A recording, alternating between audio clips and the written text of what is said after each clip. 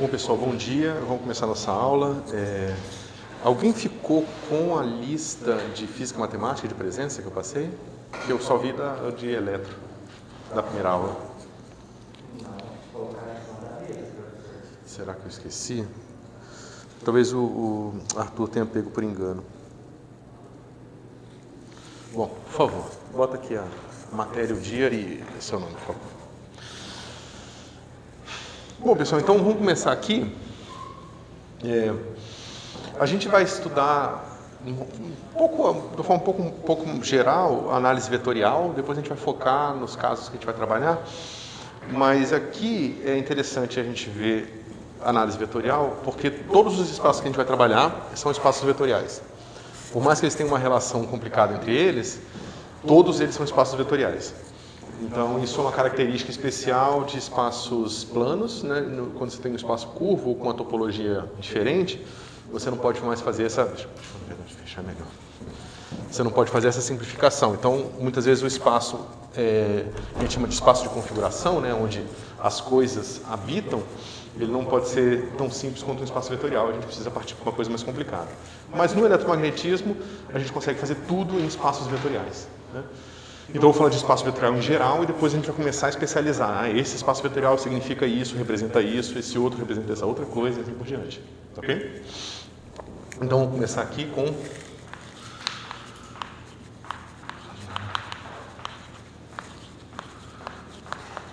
vetorial. Tá? Então, vamos começar aqui, espaço vetorial.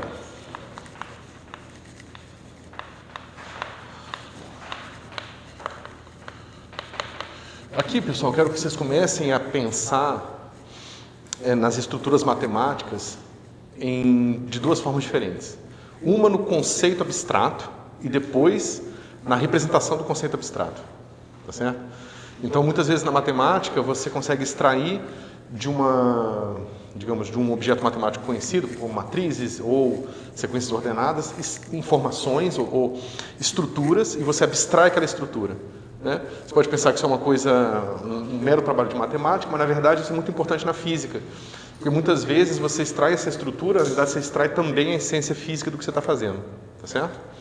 Então eu vou falar de coisas aqui de forma abstrata e depois eu vou começar a localizar em coisas que vocês conhecem, tá? Bom, a gente vai ver então o espaço vetorial, a gente vai ver o que é, o que ele representa, né? E o conceito de corpo associado a ele, que é basicamente o ingrediente base mínimo que a gente usa para construir os espaços vetoriais. Tá? Então a gente começa com o produto cartesiano.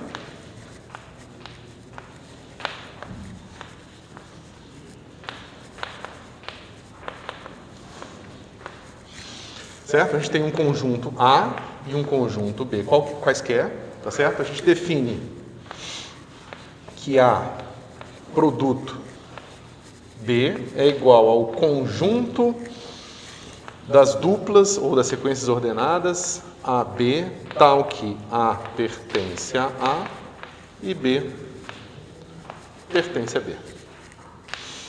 Como tudo na matemática, a gente começa simples e aí a gente vai construindo coisas complicadas a partir de coisas mais simples, tá? Então, a gente tem isso. A gente define também funções, que são mapas, né? As funções, você pode pensar aqui, F, A, B, né? Tem aqui um domínio, tem aqui a imagem. Cartesiano. Se isso aqui fossem vetores, sim. Mas como falei para vocês, é tanto símbolo parecido que se a gente for diferenciar todos vai ficar impossível, tá? Então alguns você tem que pegar pelo contexto. Mas esse vai aparecer pouco, ele vai aparecer mais quando você estiver mostrando como é que as coisas se comportam, depois você não vai ficar usando ele como você usa para o vetorial, não.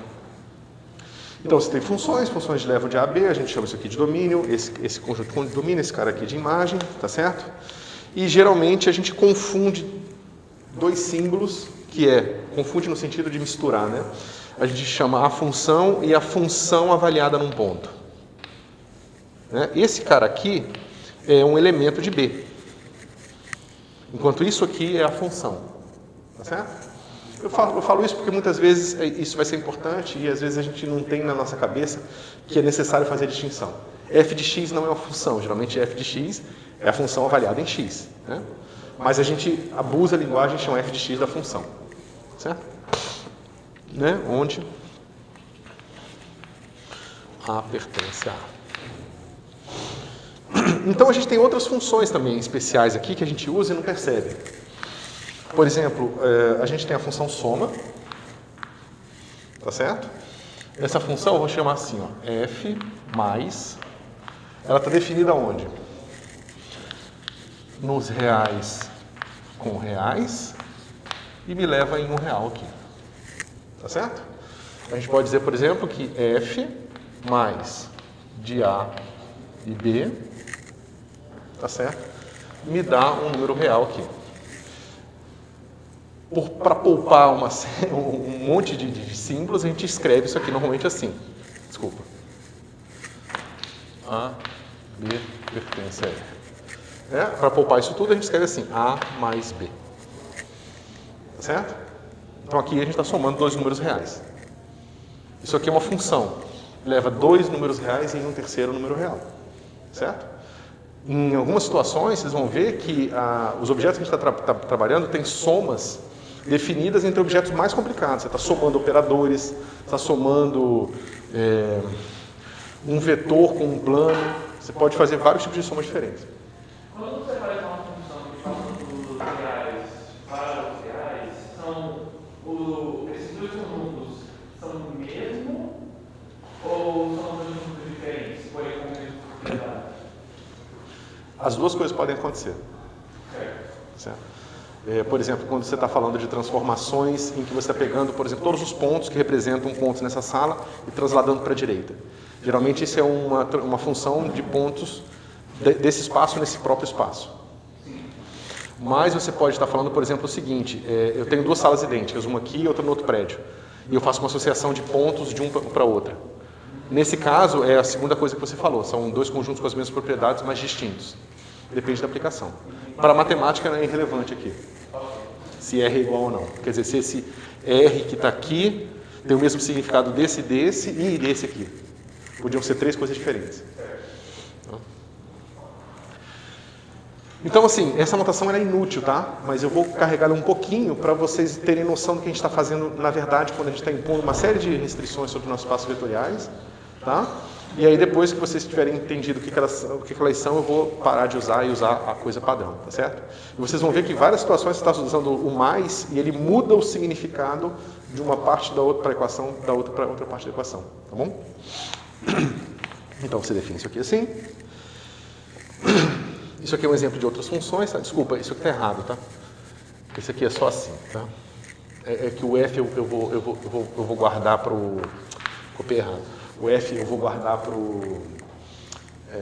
a soma de vetores, tá?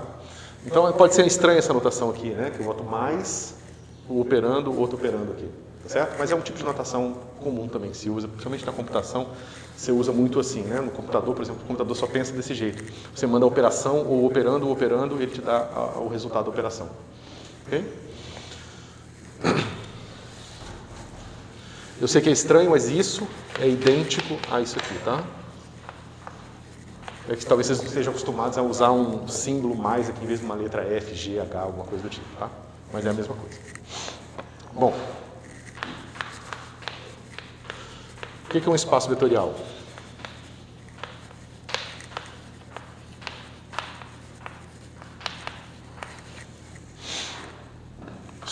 A gente vai trabalhar sempre espaços vetoriais sobre R. Tá? Um conjunto V de coisas. Tá? A gente não precisa definir ainda o que tem nesse conjunto, se são números, se são matrizes, se são operadores. Né? A gente não precisa definir o que tem aqui. É um conjunto V, tá bom? E duas funções.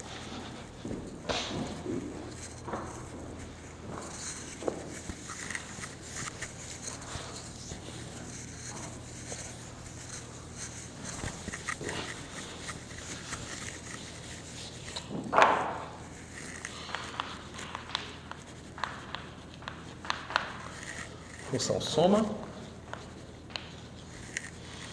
que é essa sim é f+, ela leva vetor, tensor, vetor em vetor.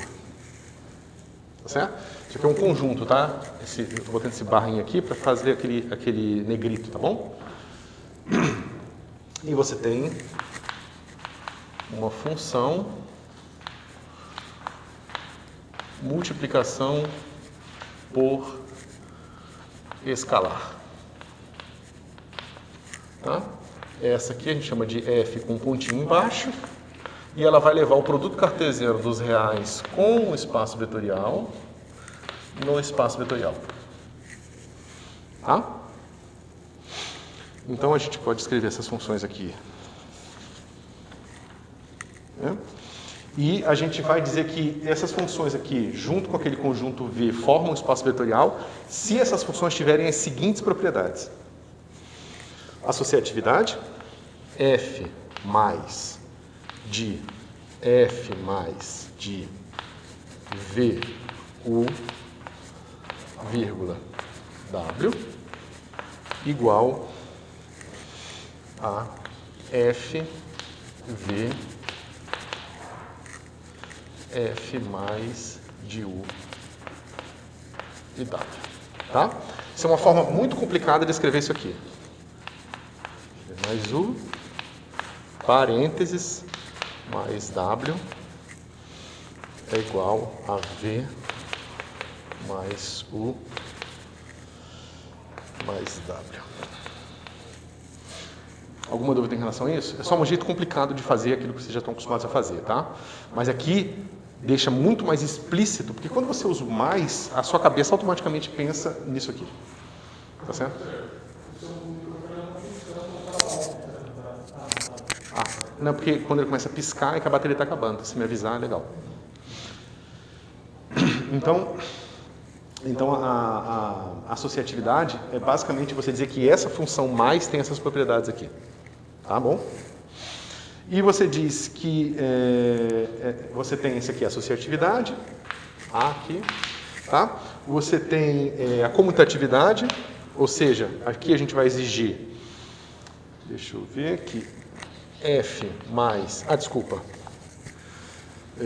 função nisso aqui, então isso aqui é válido para v, u e w pertencentes ao meu espaço vetorial, tá? E a comutatividade, então, é o meu f mais de v com u é igual a minha f mais de u com v. Tá certo? Que em notação usual é v mais u é igual a u mais v. Tá certo? Quando vocês estiverem trabalhando com espaços vetoriais mais complicados, esse tipo de coisa aqui que parece óbvio quando escreve assim, elas não são. Então, checar se essas propriedades existem, você tem que ter clareza de exatamente quem é a sua f, saber repetir essa operação encadeada, né, uma vez com a outra, ou com a troca da posição dos operandos aqui, e ver se realmente ela tem a propriedade que você quer. Ok? Próxima propriedade que a gente tem que ter é a presença do elemento neutro, que a gente vai chamar de 0 com uma setinha em cima, tá? E a gente vai exigir que f mais de um v qualquer, né, com 0 é igual a v. Tá? Existe um elemento desse tipo e a gente tem o que a gente chama de inverso aditivo, assim, ou seja, a gente tem que f mais de v com, dado um v, sempre existe um u tal que f de v com 1 é igual ao elemento neutro. Tá certo? Mais para frente a gente pode ver que esse v é igual a menos u. Tá? Mas por enquanto, o mais geral é você simplesmente impor que, dado um v, sempre existe um u tal que a soma dos dois é 0. Tá bom? Ok.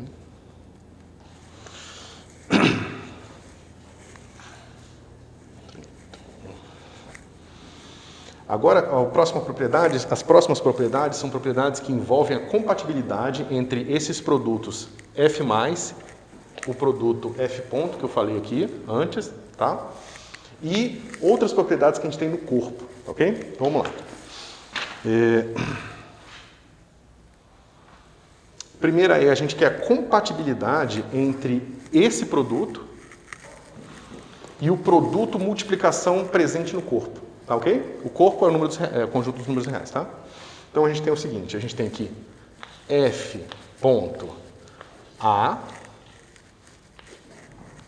F ponto B, V é igual a F ponto A, B, V, tá? Onde V continua sendo um elemento de V, tá? Olha que interessante. Esse cara aqui é o produto de um vetor por um escalar, tá? Eu exijo que ele tenha compatibilidade com o produto que eu tenho no corpo. Então, de certa forma, isso é uma maneira de eu puxar uma estrutura de multiplicação que já estava presente no meu corpo para dentro do meu espaço vetorial.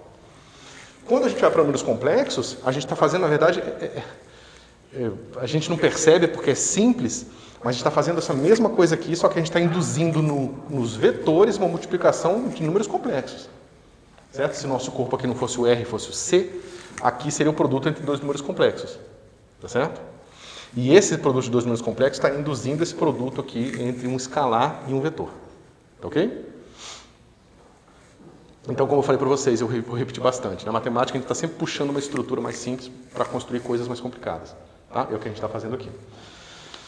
A gente tem um elemento neutro multiplicativo, que vai ser F ponto 1 V igual a V. Ok? A gente tem a distributividade, que aqui é F ponto A. E aqui, ó, você vai ver que vai envolver os dois F's, tá? F ponto A com F mais V U. Tá? Isso aqui tem que ser igual a F mais de F ponto A V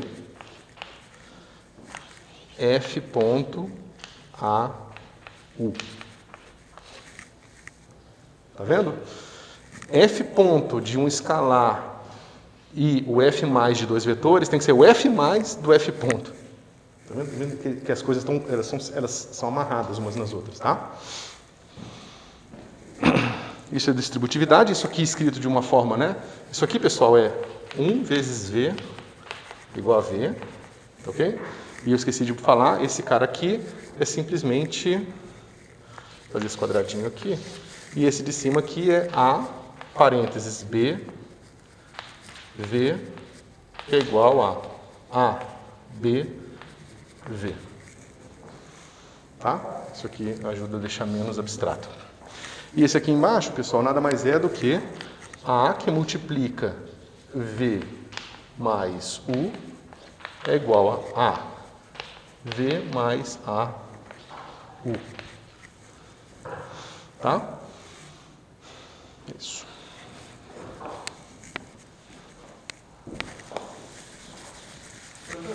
Vou falar. As propriedades de espaço vetorial, elas foram criadas ou descobertas?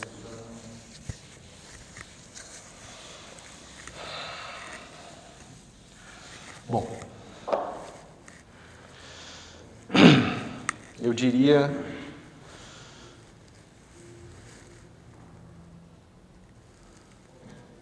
um pouco dos dois. Porque é o seguinte, digamos que a gente observa o espaço e a gente começa a ver que a gente pode associar um ponto do espaço a esse conjunto de elementos V. A gente vê que a gente faz sentido somar, porque existem triângulos aqui no espaço, esses triângulos são mapeados, né? Aí você pode fazer a seguinte pergunta. Então, de certa forma, a gente está descobrindo essa estrutura porque a gente está vendo que a realidade tem uma estrutura, a gente fez a contraparte matemática daquela realidade, tá certo? Então, a gente está descobrindo da realidade qual a estrutura que ela tem. Só que você precisa diferenciar, como cientista, o que é a realidade e o que é o mapa matemático da realidade que você está criando. Porque a realidade geralmente é muito mais complicada, normalmente não, 100% das vezes ela é sempre mais complicada do que o seu mapa. O seu mapa ele nunca descreve toda a realidade. É sempre um aspecto, por exemplo, posição das coisas. Mas as coisas têm muito mais do que posições, certo? Então, nesse sentido, eu diria que ela é uma construção, porque ela é uma construção daquilo que eu acho que é importante e eu quero descrever, mas, de certa forma, induzida pela minha interação com a realidade. Então, por isso que eu digo que é um pouco dos dois. Esse tipo de notação é aplicado só para valores? Para tudo.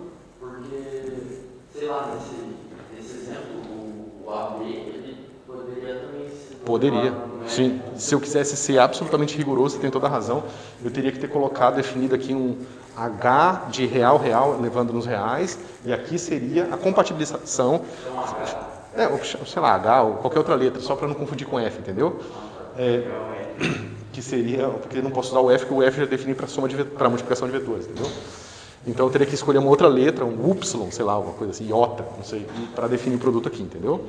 E aí ficaria mais evidente aquilo que eu estava falando antes, que a gente está, na verdade, puxando a estrutura da multiplicação de reais para a multiplicação de vetores por escalares, tá certo? E que se você for se interessar um pouco por isso, você vai ver que a multiplicação entre reais, de certa forma, é uma indução daquilo que a gente tinha da multiplicação de números, da multiplicação de números inteiros, que vem da soma de números inteiros. Então, você consegue fazer toda a construção da matemática partindo simplesmente da indução matemática e de construção de conjuntos. É uma maneira muito bonita de ver a matemática, eu acho. É simplesmente a gente puxando, esticando e complicando as estruturas, mas sempre baseado nessas coisas mais simples.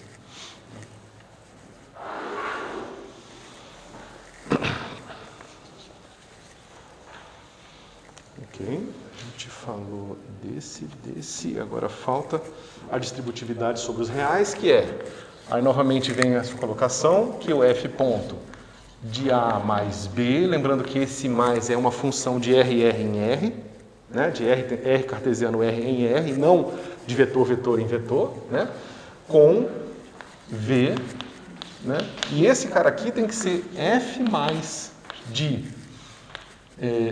F ponto de A e V com F ponto de B e V. Ok?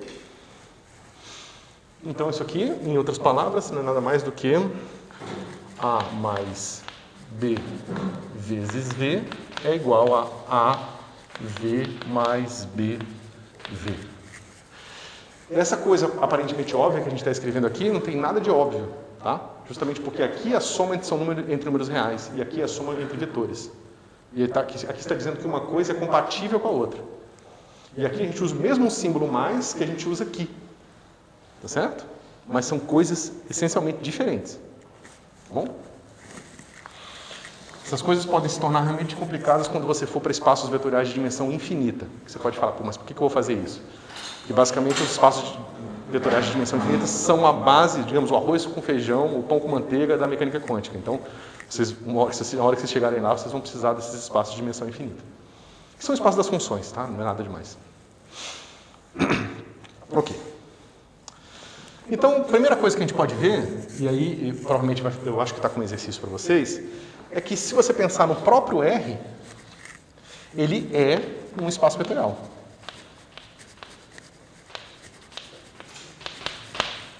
Né? Se você pensar que o meu V ali que eu estou colocando é o próprio R, e eu uso a soma de R como a soma F, e a multiplicação entre R e R como o meu F ponto, eu tenho todas as propriedades sendo satisfeitas aqui. Tá?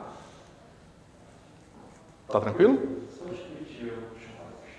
Né? Por exemplo, eu digo que o meu V é igual a R. Agora, ou seja, o meu conjunto é esse. E aquelas funções que eu tinha, F mais, por exemplo, e agora A e B, né, onde A e B pertencem a R, é simplesmente a soma normal dos reais. É claro que isso é compatível com a soma dos reais, porque isso é a própria soma dos reais, entendeu? E quando eu definir que a soma da multiplicação do A visto como um escalar e B visto como elemento de V, que é o próprio R, então isso aqui é simplesmente A vezes B, que é o produto entre reais. Então, R é um espaço vetorial trivial nesse sentido. porque eu não estou colocando estrutura extra nenhuma, além da estrutura que já havia no corpo. Ok? E esses espaços a gente vai ver que a gente chama, né, tanto R quanto Rn, vão ser os espaços canônicos. Tá? Canônicos porque, dado dois espaços vetoriais de dimensão igual, você sempre pode fazer uma bijeção entre eles. Certo? Então, todos os espaços vetoriais de dimensão 5 são, nesse sentido, iguais a R5. Ok? Isso é uma coisa que confunde bastante os alunos também, porque eles acham que por ter essa bijeção, que uma coisa é a outra. Tá certo? Mas não, é simplesmente que a outra, uma pode ser representada pela outra no que tange as estruturas de espaço vetorial e que isso pode ser feito na ida e na volta. Tá?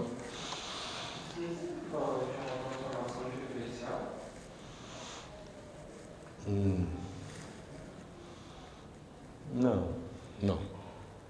Talvez, assim, mas acho que você estaria forçando muito a barra. Tá? É mais... Como é que eu posso dar uma analogia para isso?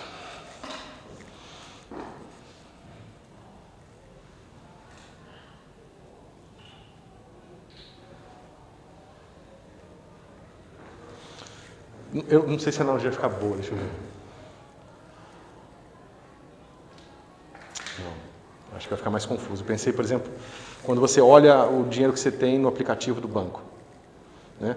O número que está aparecendo lá no aplicativo do banco, ele é um espelho, a gente espera pelo menos que seja um espelho do número que está dentro do banco de dados do banco. Certo? Mas ele não é o número. Mas se eles tiverem essa paridade 1 para 1, você pode usar tanto o número aqui quanto o número lá como referência, porque eles representam a mesma coisa. Se eu somar aqui, eu estou somando lá também. Claro que se eu tiver o fundo para somar aqui, entendeu? E assim por diante. Certo? É nesse sentido, são duas coisas que têm as mesmas propriedades que estão em dois lugares diferentes. Certo? Você quer perguntar? Quaisquer dois espaços vetoriais de dimensão igual, você pode fazer uma objeção entre eles.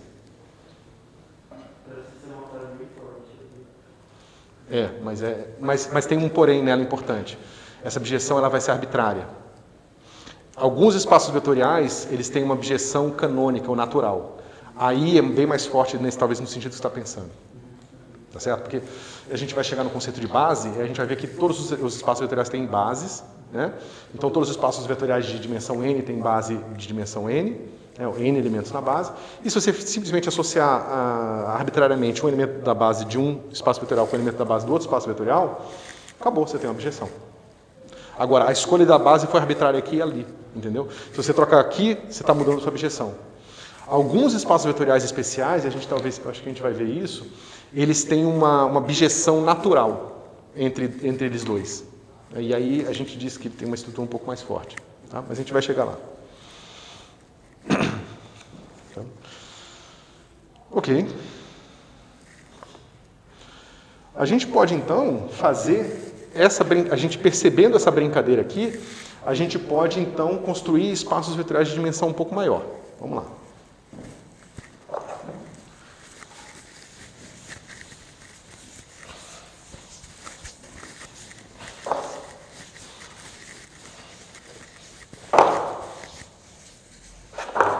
Então vamos dizer o seguinte, vamos dizer que eu peguei e construí o espaço V como sendo R cartesiano R. Ok? Então é conjunto dos pares ordenados, onde eu tenho o primeiro número que vem dos reais e o segundo número que vem dos reais. Ok? Agora eu vou fazer o seguinte, eu vou definir... Eu não botei aqui. Botei sim. Então vamos fazer o seguinte, eu vou dizer que V é um elemento de R, desse meu V aqui, tá certo? E que eu posso escrever como elemento desse cara aqui, esses aqui são os pares ordenados, então o V tem que ser um par ordenado qualquer, que eu vou chamar V1, V2. Isso não é potência, tá? É o rótulo do símbolo. E eu tenho um certo U, que é dado por U1, U2. Tá? Dado isso aqui, eu vou definir quem é F+. Eu vou dizer quem é, para esse caso específico, deste V, a função que pega um elemento daqui e outro elemento daqui, tá? E leva em outro elemento daqui. Então, vamos lá. Esse cara aqui de V com U é igual, isso aqui é só um atalho, tá? Isso aqui, esse símbolo aqui é um atalho para esse, ele é idêntico. Tá? Isso aqui é igual a V1 mais U1 V2 mais U2. Tá certo? Isso não precisava ser assim. Eu estou definindo assim. Tá? Uma vez que eu faço essa escolha, e eu faço a próxima escolha aqui, que o meu F ponto de A com V vai ser igual a V1 a V2, vocês podem checar que todas as propriedades que eu mostrei antes são garantidas. Tá certo? Então isso é uma escolha, tá? A gente está fazendo essa escolha. Essas são as funções que a gente está escolhendo. E nesse caso a gente geralmente chama esse cara, quando tem essas propriedades todas, de R2. Tá bom? Esse cara também é um espaço vetorial, porque ele tem essas duas funções definidas dessa forma simples. E uma vez que elas sejam definidas, elas satisfazem todas as propriedades que eu falei antes, então forma um espaço vetorial bidimensional. Tá?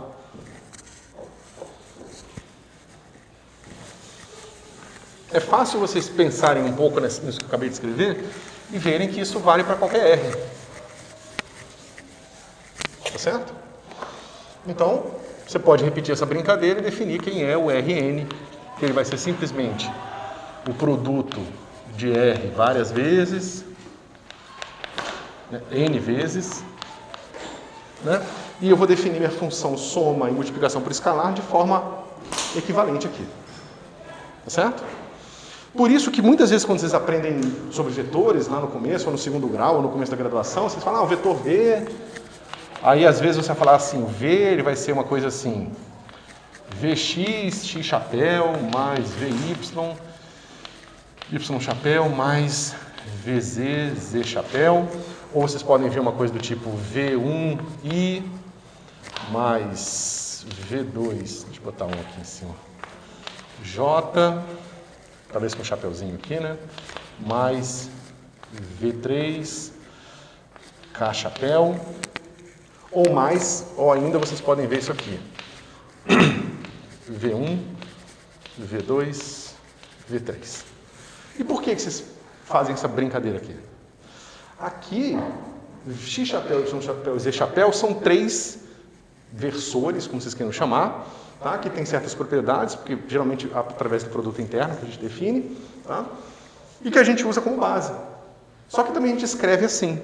A gente faz essa brincadeira aqui, porque como eu falei para vocês, todo espaço vetorial tridimensional, ele tem um mapeamento entre ele e as sequências ordenadas de 3 números. Tá certo? A gente está tão acostumado a fazer isso que a gente não percebe que a gente está fazendo alguma coisa, mas a gente está. E tem que tomar cuidado, porque nem sempre essa coisa se preserva quando você vai para situações mais complicadas. Mesmo no caso que a gente está vendo aqui, quando a gente for para coordenadas curvilíneas, esses mapas aqui podem ficar bem mais complicados. Tá certo? Então é bom tomar cuidado com o que a gente está fazendo, porque se vocês prestarem bastante atenção no começo, eu acho que a hora que a estrutura complicar, vocês vão ter maturidade para entender onde que está a complicação e não ficar presos às coisas anteriores. Tá ok? Tá, então, essas coisas podem ser 3 coisas diferentes. Tá? Esses caras podem estar presentes num certo espaço. O IJK, normalmente, eles vieram de uma notação do passado, né? Por exemplo, o próprio Maxwell, quando escreveu o livro dele, escreveu todo em termos de quaternios. Os quaternios são escritos em termos de símbolos. Então, além de ser um espaço vetorial, você define um produto entre esses caras. E o produto dos quaternios te dá uma estrutura de álgebra. Então, na verdade, você tem uma álgebra aqui. Tá? Aqui é um espaço vetorial padrão, aqui é uma álgebra e aqui é o R3. Ok? Então, são 3 coisas diferentes que têm um mapa de um para um entre si que vocês estão acostumados a já pensar sobre eles. Okay? Outra coisa, eu usei essa base aqui, mas eu poderia ter usado qualquer outra, tá certo? Por que a gente usa uma base especial? Tem que pensar um pouco nisso. A gente vai ver, quando a gente introduzir o produto interno, que o produto interno cartesiano, na coordenada cartesiana, ele toma uma forma mais simples. E é por causa disso que a gente usa sempre coordenadas cartesianas com produto interno cartesiano. Mas isso não é necessário. Se você avança um pouco na matemática, você vê que você pode fazer tudo de forma independente da escolha do sistema de coordenadas. Né?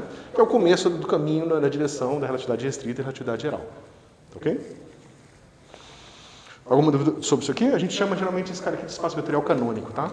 E a gente tem a extensão dele, não que eu estava falando antes, isso aqui é só um extra, tá? Seria um R infinito aqui. Que é o espaço vetorial que você obtém quando você bota infinitos elementos do seu produto tensorial aqui, no seu produto cartesiano, e você define as somas e multiplicações por escalares da mesma forma. Ok? É um RN na primeira linha. RN. Não deveria ser, então, GN de instruções? N. Não, eu digo que além desse, cara, você pode estender essa ideia e definir o R infinito. Tá? Bom, a gente precisa agora de pensar o seguinte. Eu defini aqui o R2, o R3, por exemplo. Como é que o que difere um do outro? O que difere o R do R2, do R3, do R4? Né? Porque aparentemente eles são espaços vetoriais, têm todas as propriedades de espaço vetorial, acabou. Como é que eu posso distinguir um do outro? Né?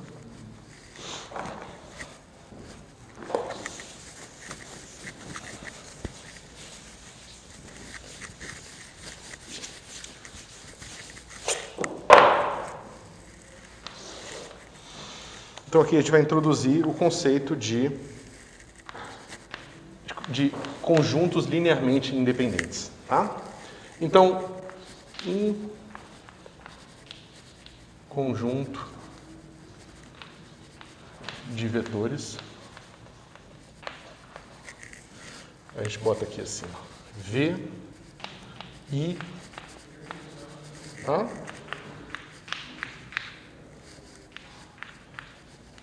Então, isso aqui é um símbolo para conjunto. Eu tenho esses N vetores, tá? Então, esse é o conjunto de VI, onde I está entre 1 e N. Ok? Não confundir esse cara aqui com componentes de um vetor. É simplesmente um rótulo que vai enumerar os vetores que eu tenho. Ok? Então, dado um conjunto de vetores, eu digo que ele é LI, se somente se somatório de AI, VI, somatório de 1 até 3 é igual a 0 se somente se com dois S é se somente se, tá? Ou seja, vale a ida e vale a volta. AI é igual a 0 para todo I pertencente a 1 a N. Tá? Então, o conjunto de vetores é linearmente independente se somente se a soma deles é igual a 0, a combinação linear deles é 0, se somente se todos os coeficientes forem 0. Tá? A melhor maneira de entender isso aqui, quer dizer, uma das boas maneiras de entender isso aqui é você pensar o que acontece quando ele não é LI.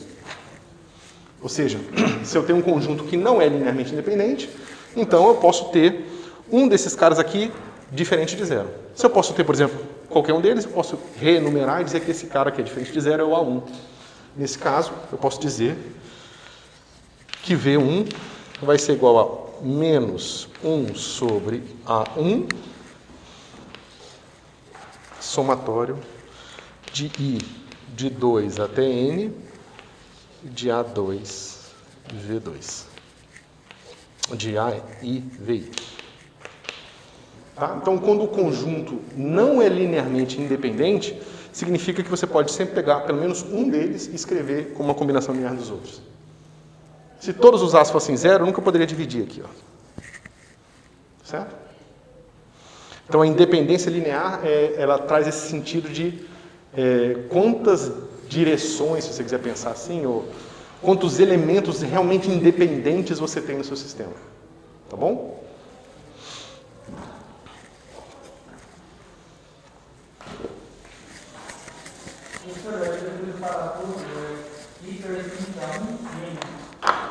Como é que é?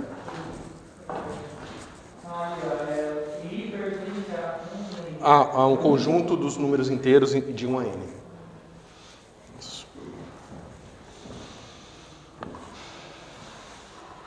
Bom, então, para R3, é fácil vocês checarem que o conjunto 1, 0, 0, 0, 1, 0 e 0, 0, 1 é LI.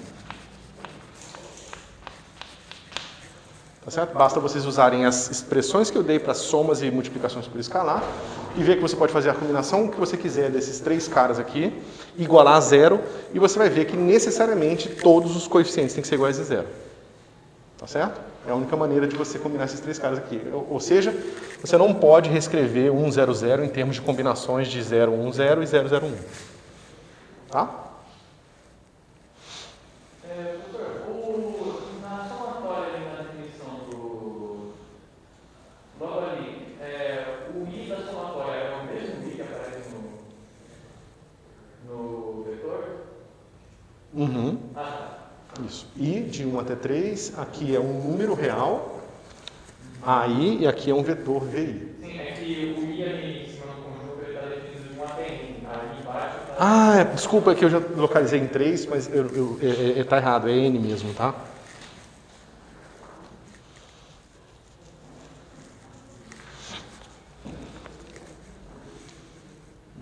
Bom, pessoal, então acho que isso é um...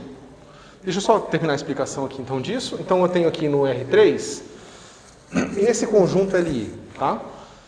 E aí você pode fazer o seguinte, se você encontra o conjunto máximo LI, no sentido de que qualquer vetor do seu espaço pode ser escrito com uma combinação linear daqueles vetores LI, então aquele conjunto se chama base, tá? E o número de elementos na base é a dimensão do seu espaço, certo? Então, a gente prova com isso que a dimensão de R3, por mais que pareça óbvio, é 3. Que é o número de elementos numa base, a qual eu posso ver claramente que eu posso construir qualquer vetor com uma combinação linear de elementos dessa base. Ok? Professor, se eu tivesse qualquer outra base dentro do R3, eu conseguiria ainda assim escrever qualquer vetor dentro do R3 com essa base? Sim. Sim. Para ser uma base, essa propriedade precisa estar lá. Isso. Essa é a única base possível para o R3? Não. Você pode fazer essa aqui, ó. 1, 0, 1, 0, 1 e 0, 1, 1.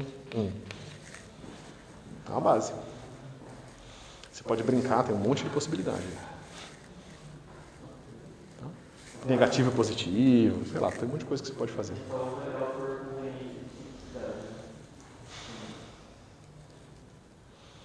Isso. Inclusive porque se em algum momento há necessidade de usar uma base desse tipo, você sempre pode fazer uma bijeção entre esse espaço e um outro espaço cujo esse vetor está associado a esse vetor aqui. Você faz um mapa, aí você passa a usar esse cara aqui. Tá certo? Aqui começa a ter muita escolha e arbitrariedade de como você fazer as coisas. Tá? E uma das razões que a gente se moveu na direção da relatividade geral é essa. A gente quer evitar que essas ambiguidades aqui, que vêm da escolha humana de como fazer as coisas, influenciem na conta que a gente está fazendo. Então a gente escolhe equações covariantes, porque elas, digamos, de certa forma, absorvem essas ambiguidades todas na própria estrutura que você está lidando, entendeu? Tem formas boas de se lidar com isso, a gente vai caminhar um pouco nessa direção, porque a gente precisa de coordenadas curvilíneas em eletromag, e coordenadas curvilíneas, se você faz todo com o pé no chão, no sentido de que se você sempre reduz tudo a bases coordenadas cartesianas, a coisa pode ficar muito complicada. Então, se você não usa um pouco da estrutura geométrica presente no que você está fazendo, você pode se perder na conta. Então, eu vou tentar guiar vocês um pouco na direção de fazer essas coisas um pouco mais abstratas, mas sem ainda dar um passo longo na direção ainda da relatividade geral. Essa propriedade ser linearmente independente é importante para a escolha das bases que você está usando. Na verdade, é essencial para definir base. É o primeiro passo. Primeiro, define independência linear, mas você pode ver que se eu pegar o conjunto só com esse cara e esse cara, é um conjunto linearmente independente. Só que nem todo vetor pode ser escrito com uma combinação só desse com esse. Eu preciso de 3. Aí não deve ser essa propriedade é importante em alguma coisa, não. Senão você vai aprender mais. É importantíssimo em um monte de situações. Por exemplo, digamos que você tem aqui, a gente está resolvendo um problema de eletrostática na casca de uma esfera. Então você tem o campo elétrico fora, o campo elétrico dentro, mas tem o campo elétrico na casca. E você quer que o campo elétrico na casca seja 0, certo? Quantas direções tem na casca da esfera? Sabe que no espaço tridimensional tem 3. Na casca da esfera tem só 2. Mas não importa quais 2. Importa que qualquer vetor que seja uma combinação linear de vetores na casca da esfera tem que ser, quer dizer, o campo elétrico tem que ter uma projeção dos vetores na casca da esfera igual a 0. Porque senão não seria eletrostática, porque se você tiver um campo diferente de 0, as cargas se movem, entendeu? Então, por exemplo, nessa situação, você está pegando um subconjunto do conjunto da base, que seriam as 3 direções espaciais, que são os vetores que estão presentes na casca da esfera. Está impondo que a projeção do seu campo elétrico na casca da esfera é 0. Mas só para dizer que sim, geralmente é importante.